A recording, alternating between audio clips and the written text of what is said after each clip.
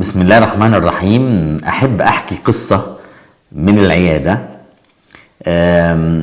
حصلت مع حد من المرضى، لعلنا نطلع منها بشوية حاجات كده تفيدنا إن شاء الله. تعالوا نشوف. جالي في العيادة راجل ومراته وابنه عشان أعالج ابنه عمره 16 سنة عنده سكر النوع الأول. فقلت لهم طيب ان شاء الله لازم هياخد انسولين، مضطرين. وانا عارف طبعا ده واقع عليهم ايه لما بيسمعوا كلمة انسولين، معرفش ليه، مع انه خطأ شائع حكاية ان الانسولين ده فيه مشكلة، بالعكس. قالوا لا، هم رافضين خالص ان ابنهم عمره 16 سنة النوع الاول ياخد انسولين، وبيتحججوا ان في قريب ليهم دكتور فيزيولوجيا قالوا كده، قال لهم انه لا، ممكن ابنهم يتعالج بس بالاقراص من غير انسولين، ومع الوقت هيتحسن وممكن يخف. وقال لهم كده ممكن يخف. مش مظبوط طبعا الكلام ده خالص. قلت لهم لا، هو مريض السكر النوع الاول فالبنكرياس بتاعه ضعيف جدا في الانسولين، ويجي مع الوقت ما يبقاش فيه انسولين، فمحتاج ياخد انسولين طول العمر، وما بيبقاش فيه شفاء نهائي منه، بيبقى بس متظبط بالعلاج اللي هو الانسولين ومش بالاقراص باي حال من الاحوال. ف لقيتهم يعني اتأثروا شويه وسابوا عليا، فقلت لهم مفيش مشكله، هو بيفضل متظبط بالانسولين ويعيش ان شاء الله حياته حياه طبيعيه طول ما هو متظبط بالانسولين ومتابع، ونلاقي السكر ان شاء الله متظبط يعني. ف لقيتهم بيسالوني يعني هو مفيش احتمال ان هو يشفى منه شفاء نهائي؟ هل ده مستحيل؟ قلت لهم مفيش في الطب مستحيل، ومفيش في الطب حاجة اسمها 100% أبدا. اللي احنا اتعلمناه وبنعلمه في الكلية انه النوع ده ما بيبقاش فيه شفاء نهائي، لكن في حاجة تانية وفي بعد تاني مهم قلت لهم عليه. في الطب صحيح، لكن في 100% مليون في المية رب الطب هو اللي خلق الطب وخلق العلم وخلق الدواء. وارد جدا جدا ان يحصل شفاء لو حضرتك وحضرتك والدك الوالد والوالده يعني دعيت ربنا سبحانه وتعالى، توجهت لربنا سبحانه وتعالى بالدعاء ركعتين في جوف الليل بيقين ان ابنكم يشفى.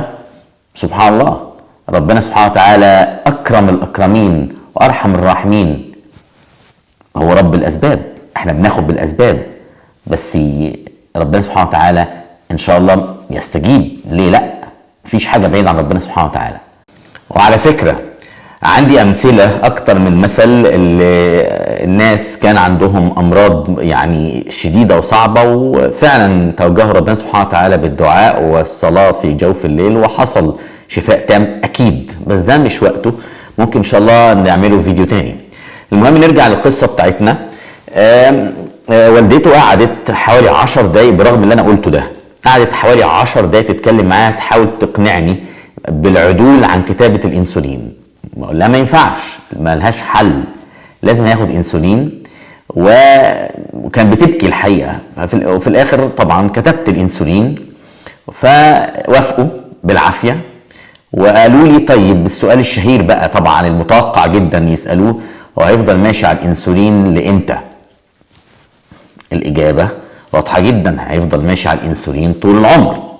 وكتبته. خرجوا من عندي زعلانين، وبعد كده كلمتهم في التليفون الحقيقة لأنهم كانوا صعبانين عليا، وحاولت أهديهم وخفف عليهم الوضع وأطمنهم وأقنعهم إنه مفيش مشكلة في الإنسولين خالص، وإنه هو إن شاء الله يتظبط ويبقى ماشي كويس يعني إن شاء الله. وكمان بعد كام يوم خليت السكرتير بتاعي يكلمهم ويقول لهم انه انا تحت امرهم في اي حاجه لو محتاجين يستفسروا مني عن اي حاجه، علشان يطمنوا دايما على ابنهم اللي بالمناسبه ما كانتش فارقه معاه هو ياخد ولا ما ياخدش انسولين يعني. الحقيقه كان مهم قوي ان الواحد يعمل كده، وان انا اخلي سكرتير العياده يكلمهم ويقول لهم لو محتاجين اي حاجه، لان اغاثه الملهوف دي اهم حاجه وحاجه كبيره ان شاء الله عند ربنا سبحانه وتعالى يعني. والمفروض ان يعني كل الدكاتره يعملوا كده مع المرضى بتوعهم. اغاثه الملهوف دي حاجه مهمه، انا مش بقول مواعظ، انا بقول حاجه مهمه جدا عند ربنا سبحانه وتعالى. كانت المفاجاه لما السكرتير العياده كلم والد المريض. والد المريض قال له لا مفيش داعي، مش محتاجين، احنا هنروح لدكتور تاني لان احنا مش مقتنعين بالدكتور شريف. انا استغربت الحقيقه، لكن المشكله مش في كده. يعني ماشي عايزين يروحوا لدكتور تاني اوكي، المشكله مش في كده. المشكله والمصيبه الكبيره انهم ممكن يروحوا لدكتور تاني، ممكن ويطاوعهم، طبعا انا مش ضامن، يطاوعهم ويكتب لهم راس على حسب رغبتهم وما يكتب لهمش انسولين، وتبقى كارثه من كوارث الزمن. والمريض ابنهم يجي له DKA يعني غيبوبه سكر من النوع العالي، وفيها كيتون بوديز في اليورين، يعني البول فيه احماض كيتونيه وتبقى مشكله كبيره لانه ما خدش انسولين. فده اللي كان خوفي. بس الواحد طبعا ما قدرش يعمل حاجه. كل واحد يقدر يعمله بقى انه ندعي لهم وندعي له ان ربنا ينعم عليه بالشفاء التام، شفاء تاما لا يغادر سقما. فدي الحقيقه قصه مهمه جدا تفيدنا في شويه حاجات. اولا انه الانسولين ده مهم جدا جدا للمرضى السكر النوع الاول، ولا يمكن الاستغناء عنه باي حال من الاحوال، وان هو امان ان شاء الله للمريض ويتظبط عليه باذن الله.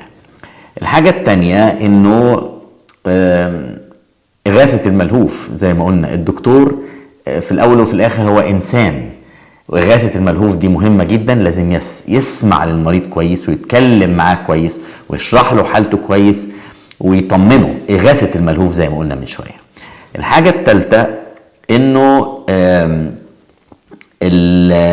احنا بناخد بالاسباب وبنعمل فحوصات للمرضى وبنعالج بأدوية، دي هي الأسباب، لكن ما بنتعلقش بالأسباب. احنا بنتعلق فقط برب الأسباب، ربنا سبحانه وتعالى. وإنه الواحد كدكتور في عيادته دايما الواحد بيدعي ربنا سبحانه وتعالى إنه يجعله سبب في علاج المرضى. ربنا يشفي المرضى جميعا، آمين يا رب العالمين.